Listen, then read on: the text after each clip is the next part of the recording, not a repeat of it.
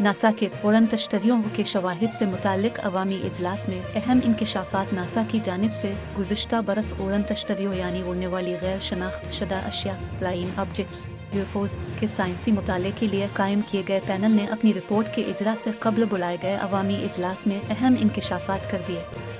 नासिक के पैनल के मुताबिक मुताले के दौरान 800 से ज़ायद उड़ने वाली पुरस्रार चीज़ों के देखे जाने की रिपोर्ट्स का जायज़ा लिया गया, लेकिन तमाम रिपोर्ट्स का बहुत ही मुख्तसर हिस्सा ऐसा है जिसे वाकई नाकाबिल वजाहत और पुरस्रार कहा जा सकता है।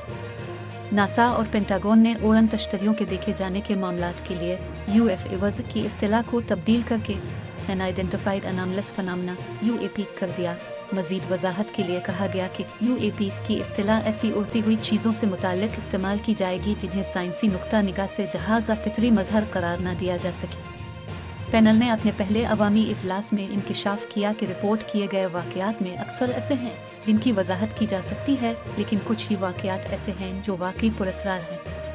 अमरीकी महकमा दिफा के अल-डोमेन एनामोली रेसोल्यूशन ऑफिस के डायरेक्टर और पैनल के रुकन किर्क पैट्रिक का कहना था कि तहक़ीक़ात के दौरान माहाना 50 से 100 रिपोर्ट्स का जायज़ा लिया गया।